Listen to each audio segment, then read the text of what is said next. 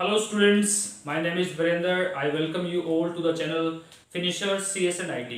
देखिए आज मैं जो बताने वाला हूँ ये आज का जो टॉपिक है ये उन बच्चों के लिए है जो अभी 10th क्लास से 11th में आए हैं या जो अभी 12th क्लास को पास आउट करके कॉलेज में जाएंगे। ठीक है, तो उन बच्चों के लिए ये वीडियो है। इसमें मैं ये बताने वाला हूँ कि गवर्नमेंट ने जो पास करने का जो मार्क्स को गेट करने का जो तरीका बनाया है कि कितने मार्क्स किस बच्चे के आएंगे, तो उस तरीके के बारे में हम डिस्कस करने वाले हैं। यानी कि हम ये समझने वाले हैं कि अब की बार स्कूल्स कैसे अपना रिजल्ट बनाएंगे। हो सकता है कि कोई स्कूल अपना बहुत अच्छा रिजल्ट बनाने के चक्कर में आ जाए, कोई सोचे कि भाई मैं तो अपने स्कूल का रिजल्ट बहुत बढ़िया लेके आऊंगा, मेरे सारे बच्चे अबो 90 होने चाहिए, अबो 80 होनी चाहिए। तो ऐसा कुछ भी नहीं हो सकता है। बिल्कुल फेयर रिजल्ट बनने वाला है। जैसे पहले सीबीएसई कंडक्ट करती थी, जैसे सीबीएसई बनाती थी, उसी पैटर्न को फॉलो करके चीजों को तैयार किया गया है और यहाँ पर चीटिंग होने की 1% भी गुंजाइश नहीं है। ठीक है, कोई भी बच्चा जो जितना डिजर्विंग है उसको उतने ही मार्क्स मिलने वाले हैं। अगर कोई बच्चा सोचता है कि भाई मेरे मार्क्स अबो 95 आने चाहिए तो उसके बिल्कुल अबो 95 ही आएंगे। और अगर कोई बच्चा ये सोचता है कि भाई मैं तो पास ही हो जाऊं यार, तो वो बच्चा मुश्किल से पास ही होगा। अब ये कैसे क्राइटेरिया गवर्नमेंट ने फिक्स करा है वो चीज हमें देखेंगे, वो चीज हम समझेंगे। ठीक है, तो देखिए आज मैं जो वीडियो बताने वाला हूँ और समझाने वाला हूँ इस वीडियो में, उसको पूरा आप समझें ताकि ये पूरा का पूरा सिस्टम आपको बहुत अच्छे से समझ में आ जाए, चीज आपको समझ में आ जाए। ठीक है, देखिए गवर्नमेंट ने 3 क्राइटेरिया बनाए हैं और तीनों क्राइटेरियाज को फॉलो करके आपको रिजल्ट बना के दिया जाएगा। तो कितने क्राइटेरिया हैं? 3 क्राइटेरिया है। क्राइटेरिया नंबर 1, जो सिस्टम है, जो पहला जो रूल है वो क्या कहता है, according to the first rule, कि जो भी रिजल्ट बनेगा वो कैसे बनेगा। वो उसमें सबसे पहले 2018, 2019 और 2020 यानी कि इन 3 साल का रिजल्ट देखा जाएगा। सीबीएसई का जो भी रिजल्ट है 3 साल का उस पर्टिकुलर स्कूल का, यानी कि हर एक स्कूल का अपना अपना है। यहाँ पर पर्टिकुलर स्कूल की बात हो रही है, तो पर्टिकुलर स्कूल में फॉर एग्जाम्पल 100 बच्चे हैं। ठीक है, तो उनका रिजल्ट कैसे बनाए, तो उसका कैसे करा गवर्नमेंट ने कि पहले 2018, 2019 और 2020 का रिजल्ट निकाल लिया। ठीक है, 2018 का, 2019 का, 2020 का रिजल्ट निकाल लिया। और इसको इस तरीके से समझें कि अगर 2018 का जो रिजल्ट था अगर वो 60% था और 2019 का वो रिजल्ट अगर 70% था और 2020 का वो रिजल्ट फिर दोबारा से 60% था, तो इसकी एक एवरेज निकाल ली उन्होंने। और एवरेज कैसे निकाली? एवरेज निकालने के लिए उन्होंने इसको सम करा, यानी कि 190 और डिवाइड बाय 3, तो कितना आ जाएगा? 3 6 18 और 3 3 9, लगभग ये वाली एक एवरेज निकाल ली, ये 1% एक एवरेज निकाल ली। अब की बार जो रिजल्ट बनाया जाएगा यानी कि 2020 2021 का जो रिजल्ट बनेगा वो इस बिहाफ पर बनेगा भाई। यानी कि उस पर्टिकुलर स्कूल का, ये हर स्कूल का अलग अलग वेरी कर सकता है। किसी भी स्कूल का होगा तो वो ये सेम नहीं है, वो अलग अलग हो सकता है भाई। किसी स्कूल का कुछ रूल है, किसी स्कूल का कुछ परसेंटेज लिया, किसी ने कुछ लिया, किसी ने कुछ लिया, तो सबका अलग अलग रहेगा। ठीक है, तो 63% यहाँ पर एक पर्टिकुलर किसी एक स्कूल का आ गया, तो वो जो अब जो रिजल्ट बनेगा वो भी यही बनेगा, यानी कि 63% उनका आना चाहिए। ठीक है, ये इतना बनना चाहिए। ठीक है, इतने बच्चों को पास आउट करेंगे। ठीक है, एक पॉइंट क्लियर हुआ। वो क्या कहते हैं सीबीएसई के भाई, अगर बच्चे, अब बच्चों को हो सकता है यार अब की बात हमारे इस सेशन में बच्चे बहुत इंटेलिजेंट थे। ठीक है, तो जो बहुत इंटेलिजेंट थे तो भाई वो फिर सीबीएसई कहते हैं वो पिछले साल नहीं थे क्या, या उससे पिछले साल नहीं थे क्या, या उससे पिछले साल नहीं थे क्या। भाई 3 साल में तो हो सकता था ना, आपका रिजल्ट अच्छा हो सकता था, तो उसी को उन्होंने फॉलो कर लिया और एक एवरेज निकाल ली। तो ये एक एवरेज निकाली, इस तरीके से रिजल्ट बनाया जाएगा। अब इसको बनाने का एक तरीका है, ऐसे नहीं कि कुछ भी बना देगा। स्कूल अपनी तरफ से नहीं बना सकता है, स्कूल अपने बिहाफ से अपनी तरफ से कुछ नहीं कर सकता, क्योंकि गवर्नमेंट ने वहां पर जो ऑफिसर्स बैठे हुए हैं उन्होंने ऐसा दिमाग लगाया है कि स्कूल कुछ नहीं कर सकता। अब ये मार्क्स कैसे दिए जाएंगे, कैसे कैसे क्या रहेगा, वो सब देखेंगे। ऐसा नहीं कि स्कूल अपने सभी बच्चों के किसी के 90 दे दे या किसी को भी मन चाहे उसी के 90 दे दे, नहीं ऐसा नहीं हो सकता। या किसी को भी वो फेल कर दिया 35 दे दे, ऐसा भी नहीं हो सकता है। तो इसके लिए उन्होंने जो क्राइटेरिया रखा है उस एक क्राइटेरिया को और समझते हैं। ठीक है, ये फर्स्ट वाली पॉइंट में समझ में आया, फर्स्ट बात में समझ में आई। अब सेकंड को देखते हैं। ठीक है, ये देखिए सेकंड पॉइंट क्या है। सेकंड पॉइंट में जो मार्क्स दिए जाएंगे वो कैसे दिए जाएंगे। किसी बच्चे के मार्क्स आएंगे तो वो कैसे आएंगे, वो 3 तरीके से चीजों को देखा जाएगा, 3 तरीके से चीजों को एनालाइज करा जाएगा और तब जाकर के वो रिजल्ट तैयार होगा। वो कैसे होगा, जो UT1 होता है, UT1 20 मार्क्स का होता है, ठीक है। फॉर एग्जाम्पल 20 मार्क्स में से किसी बच्चे ने 18 मार्क्स लिए, तो यहां पर रिजल्ट बनाने के लिए जो सिस्टम तैयार किया गया उसमें उस बच्चे के यहां से 50% मार्क्स लिए जाएंगे, यानी कि इसको 10 का मान करके और 9 नंबर उसको दे दिए जाएंगे, यानी कि 9 मार्क्स उसको दे दिए जाएंगे। फर्स्ट सेकंड क्या है इसमें, सेकंड है जो हमारा मिड टर्म एग्जाम होते हैं, मिड टर्म एग्जाम जो होते हैं जो कि 80 मार्क्स का होता है, मिड टर्म 80 मार्क्स का होता है। और फॉर एन एग्जाम्पल एक बच्चे ने 80 में से 40 मार्क्स लिए, तो यहां पर क्या करा कि ये जो 80 मार्क्स का था सिस्टम, ये 80 मार्क्स का 30 में से कर दिया, यानी कि अगर 80 में से 40 नंबर हैं तो उसके 30 में से 15 नंबर यहां पर काउंट कर दिए, ठीक है। यानी कि जो भी एवरेज, जिस बच्चे का जो भी एवरेज रहा है उसी के हिसाब से 30 में से उनको वो नंबर दे दिए। यहां पर मैंने एक एग्जांपल दिया, मान लो किसी बच्चे के 80 में से 40 आए तो 30 में से 15 नंबर उसको दे दिए गए, ठीक है। 2 क्राइटेरिया हुए। तीसरा क्या है, तीसरा क्या है, प्री बोर्ड एग्जाम्स। क्या है भाई, pre board exams. Pre board कितने का होता है, 80 मार्क्स का होता है। तो उसका क्या करा, उसका 50%, यानी कि 80 का 50% कितना होता है, 40।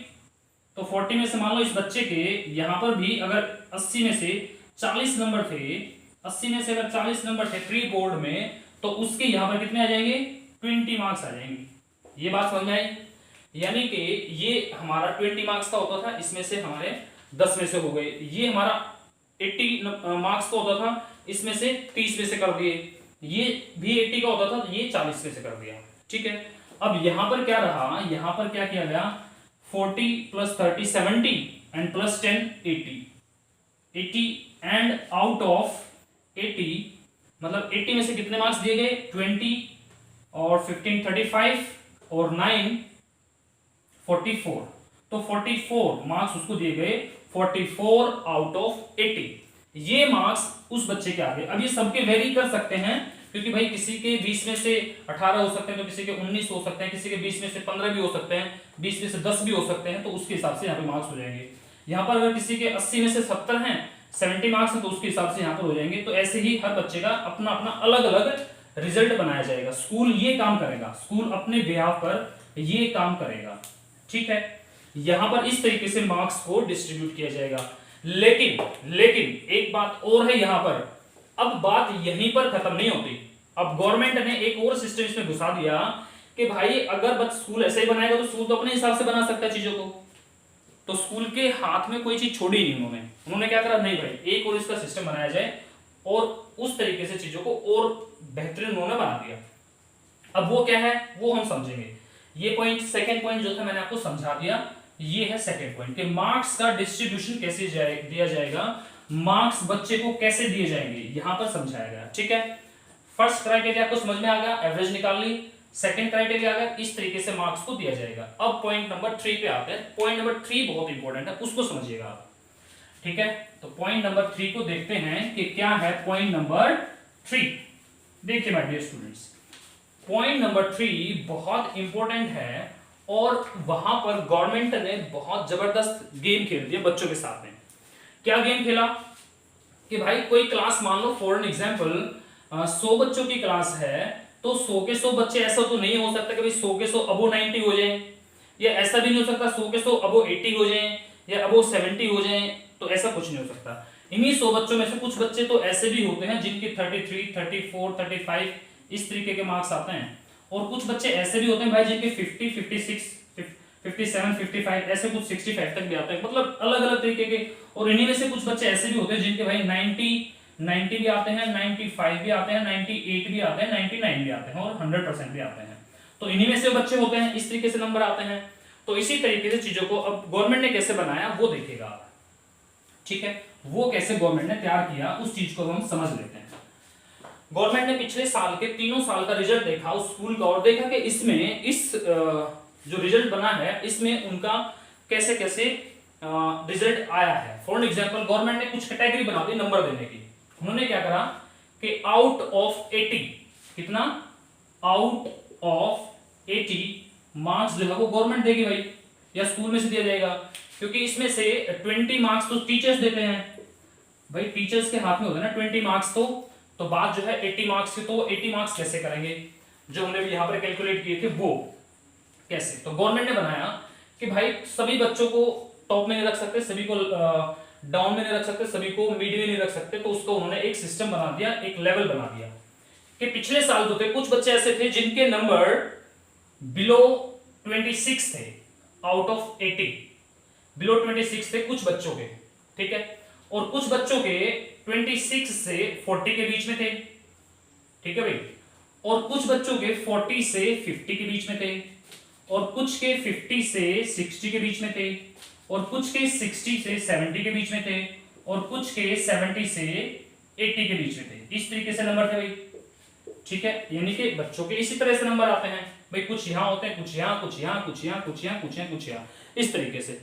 अब यहां पर क्या किया उन्होंने देखा कि पिछले तीनों सालों का हिंदी का देखो एवरेज के हिंदी में जो पिछले 3 साल में पेपर हुए हैं बिलो 26 बिलो 26 कितने बच्चे आते हैं, उन्होंने देखा एक एवरेज के हिसाब से भाई 40 या एवरेज के हिसाब से उन्होंने देख लिया कि 20 बच्चे आते हैं या 10 बच्चे आते हैं, कुछ भी लगाओ आप, या 7 बच्चे आते हैं, कुछ भी एक एवरेज। और यहां पर जो एवरेज है वो देखा कि यहां पर जो है वो 14 बच्चे आते हैं, यहां पर देखा यहां पर 10 आते हैं, यहां पर 6 आते हैं, यहां पर 7 आते हैं, और यहां पर 3 आते हैं। तो अब जो हिंदी का रिजल्ट होगा वो भी इसी तरीके से होगा, क्योंकि पिछले 3 साल का एवरेज है। अब हर सब्जेक्ट का अलग अलग रहेगा। इंग्लिश का मान लो फॉर एग्जांपल, इंग्लिश का पिछले 3 साल में क्या रिजल्ट रहा, तो उन्होंने देखा इस वाली कैटेगरी में पिछले 3 साल के एवरेज के हिसाब से 3 बच्चे थे, यहाँ पर 7 बच्चे थे। ये एक मैं आपको समझाने के लिए बता रहा हूँ, ठीक है। यहाँ पर मान लो 6 बच्चे थे, यहाँ पर मान लो 10 बच्चे थे, यहाँ पर 15 बच्चे थे, और यहाँ पर 4 बच्चे थे।